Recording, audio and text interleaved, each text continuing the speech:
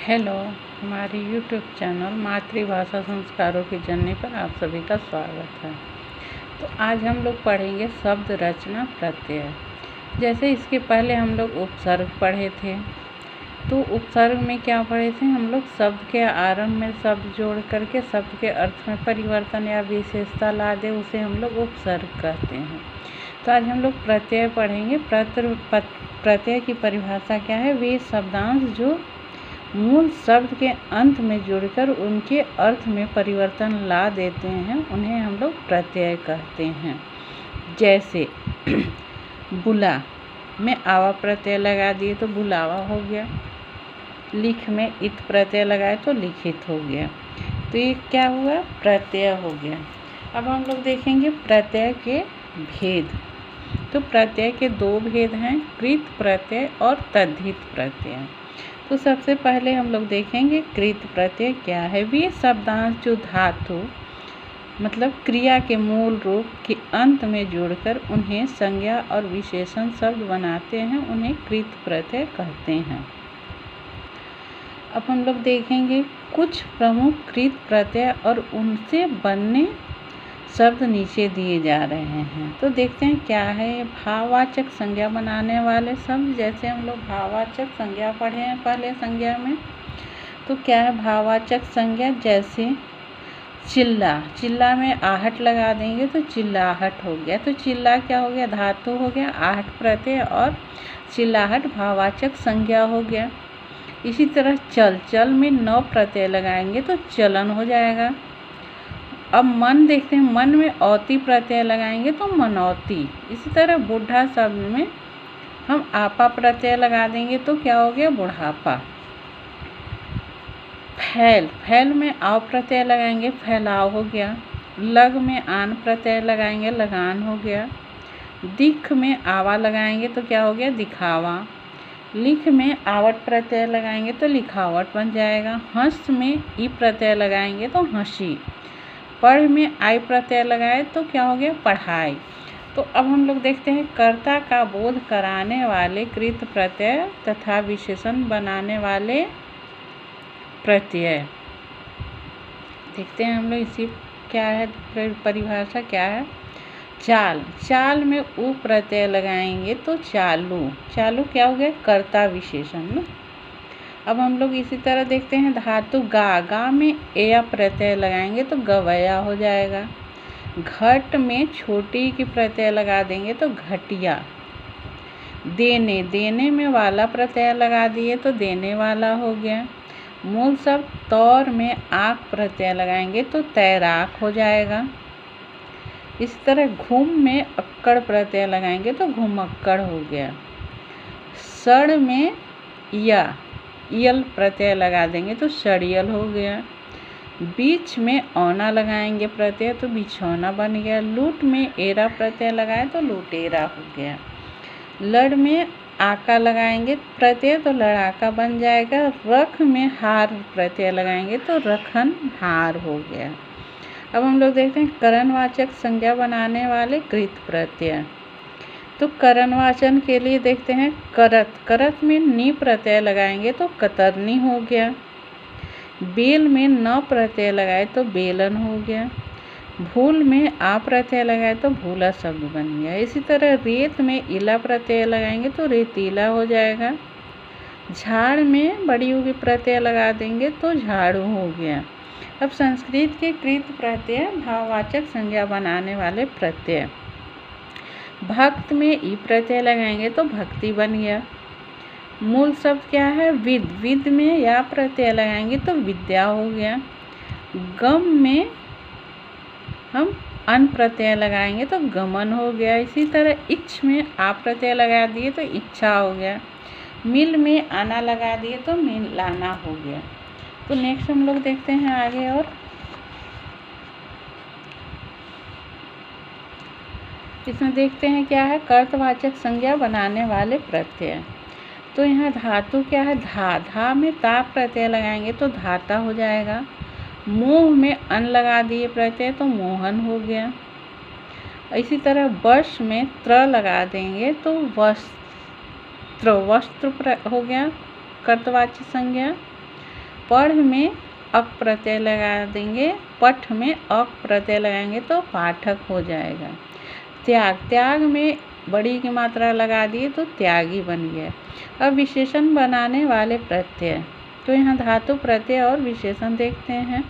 क्री में तव्य प्रत्यय लगाए तो कृतव्य हो गया, कर्तव्य हो गया।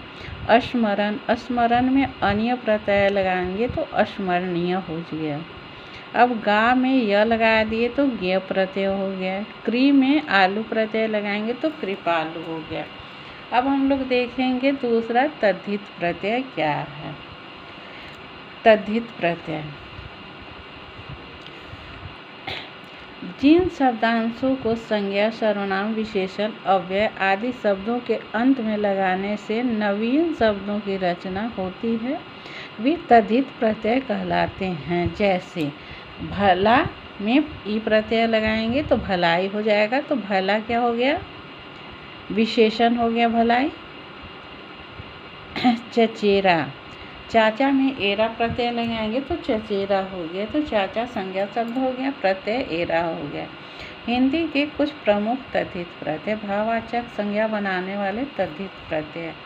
चिकना, चिकना में आहट प्रत्यय लगाएंगे तो चिकनाहट हो जाएगा, तो भाव पता चल रहा है। खट्टा में आस लगा दिए तो खट्टास हो गया, ये भी भाव बता रहा है। नरम में ई लगा देंगे तो नरमी हो जाएगा।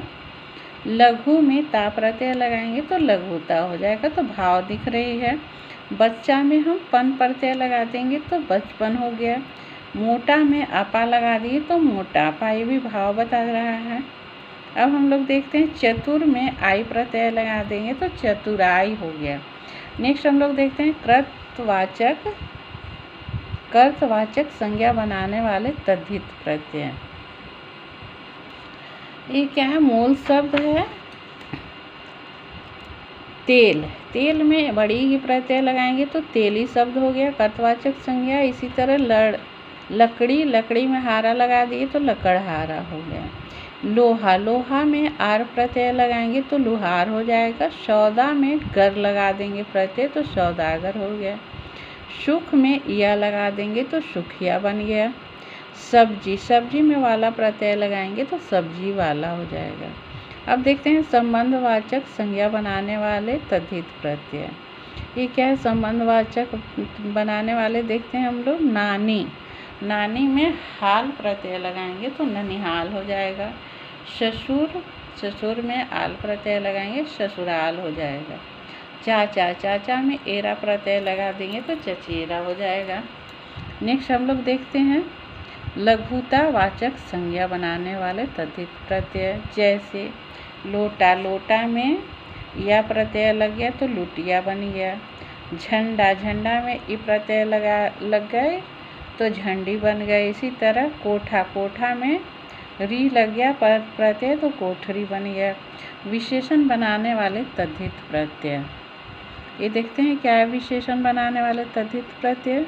भूख, भूख में आ प्रत्यय लगाएंगे तो भूखा, भूखा क्या हो गया, विशेषण शब्द हो गया।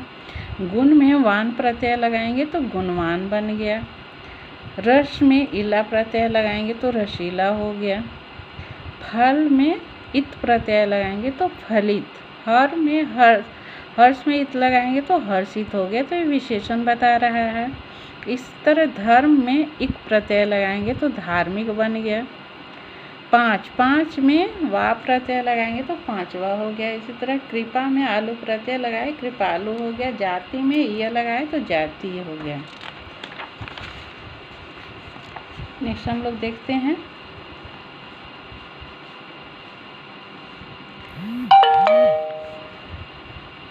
स्थानवाचक तद्धित प्रत्यय। जैसे जयपुर, जयपुर में या लगा दिए तो जयपुरिया हो गया। पंजाब में ई प्रत्यय लगाए पंजाबी हो गया। स्त्रीलिंग बनाने वाले तद्धित प्रत्यय। लड़का, लड़का में ई प्रत्यय लगाएंगे तो लड़की हो गई। शिष्य में आ प्रत्यय लगाए शिष्या हो गया। धोबी में इन लगा देंगे प्रत्यय तो धोबिन हो गया। तो यहाँ क्या है, स्त्रीलिंग बन रहा है। ताला में आइन प्रत्यय लगाएंगे तो लाला में आइन प्रत्यय लगाएंगे तो ललाइन हो गया। शेर में इन्नी लगा देंगे शेरनी हो गया। बूढ़ा में या लगा दिए तो बुढ़िया हो गया। तेवर में आने लगा दिए तेवरानी हो गया। तो यहाँ क्या हो गया, पुल्लिंग से स्त्रीलिंग में बन गया तद्धित प्रत्यय में। बहुवचन बनाने वाले तद्धित प्रत्यय देखते हैं। मूल शब्द क्या है, बेटी। बेटी में या प्रत्यय लगाएंगे, बेटियां हो गई। पुस्तक में ए प्रत्यय लगाएं, पुस्तकें हो गई। तो यहाँ बहुवचन एक वचन से बहुवचन में परिवर्तित हो गया प्रत्यय जोड़ने से। अब इसी तरह देखते हैं हम लोग उर्दू, अरबी, फारसी के प्रमुख तद्धित प्रत्यय। आवारा, आवारा में गी प्रत्यय लगाएंगे तो निर्मित शब्द है आवारगी हो गया। शराब में खाना लगा दिए प्रत्यय तो शराब खाना बन गया।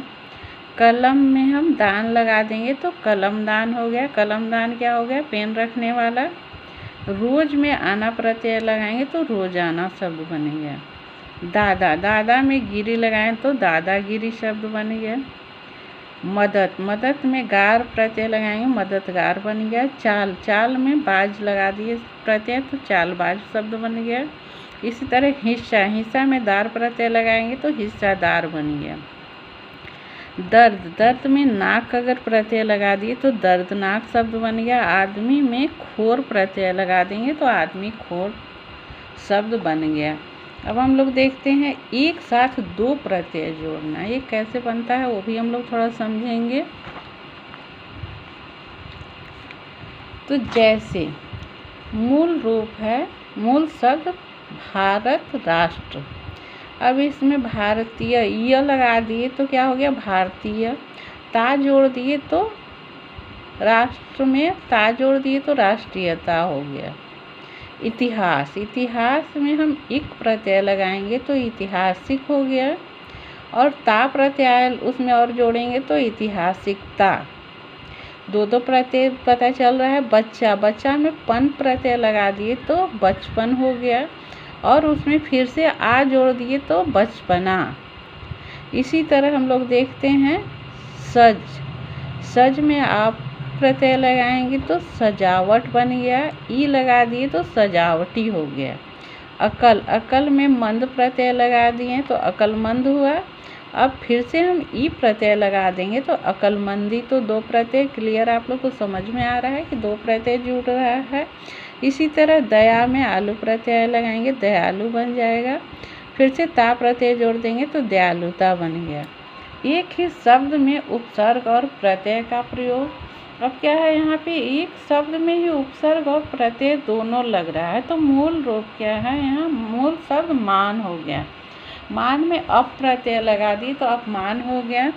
अब उसमें मान में अप उपसर्ग लगाएंगे हम लोग, अप उपसर्ग लगाएंगे तो उपमान हो गया।